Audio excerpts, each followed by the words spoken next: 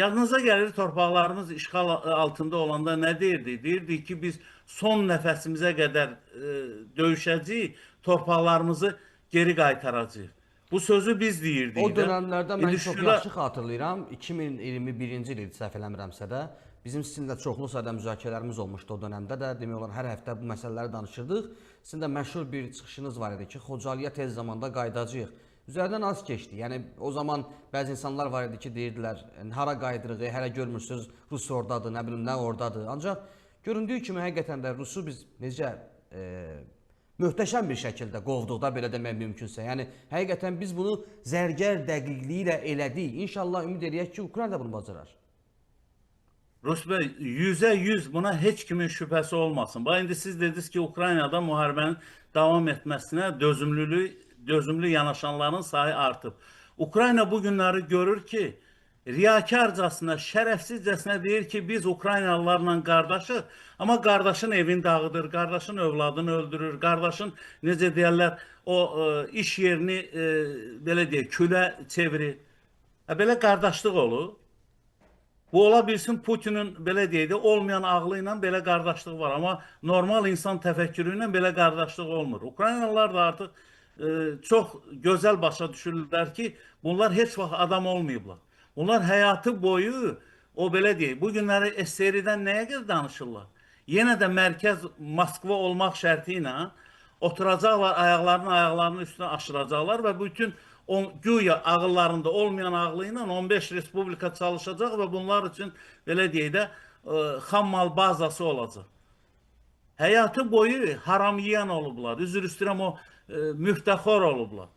Müharibəni kim utdu? Müharibəni Azərbaycanlılar neftimizlə, insan resursumuzla, Orta Asiya, nə bilim, digər xalqların nümayəndələri utdu. Bu parad keçirir və deyir ki, bu müharibəni biz udmuşuq. Debil adama deyərlər ki, sən tarixi oxumamısan, internet istifadə eləmirsən, indi sən deyirsən qatı qaradır, mən də deməliyəm qatı qaradır. Başlarını itiriblər, Araq bunları elə bir günə salıb ki, yəni bunların artıq beyni, yəni o serevişistvo deyirlər, o orada olan o belə deyək də maddə debil bir vəziyyətə düşüb o arağın təsirindən. Düşünmək gücü yoxdur bunun. Sən müharibə ilə nəyə nail olacaqsan? Ümumiyyətlə bu 4 ilə nəyə nail olmusan? Bu dağıntılar öz də həyasızcasına, şərəfsizcəsinə deyir ki, biz mülkülərlə işimiz yoxdur. O ölənlər, sən demə bu günləri, o ölən tutaq ki, Kiyevdə 4 nəfər ölüb, 20 nəfər yaralanıb. Onu göstər denən ki, onlar hamısı hərbiçidir. Xəstəsən sən. Kiyevin mərkəzində hansı hərbi hissə var? Bədbəxt oğlu bədbəxt. Və yaxud da ki, sən Odessanı vurub dağıdırsan, və yaxud da Krivoy Rogu, Xarkovu vurursan, Dnepropetrovski vurursan, nə bilim, Ternopoli vurursan. Ayıb daxı.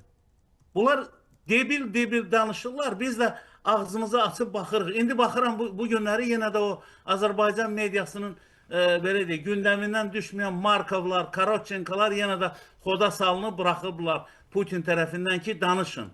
Danışın bizim yalanlarımızı yenə tirajlayın, deyin ki, Rusiya belə eləyəcək, Rusiya elə eləyəcək. Rusiya nə eləyəcək? Rusiya bugünə qədər nə eləyib ki, belə deyək, peşəkarlarla bundan sonra nə eləsin? Ona görə bilirsiniz necədir? Rusiya xalqı bunu yerində otuzdurmalıdır. Bu nə qədər yerində otuzdurulmayacaq? Yerində otuzdurulmaq, yəqin ki, mən efirdən bəzi şeyləri tam çılpaqlığı ilə demək istəmirəm. İnsanlar artıq beziblər, yəni bunun o hikkəsindən. Bir ovuc, belə deyək də, cinayətkar yığılıb bugün dünyanın taleyi ilə oynayır.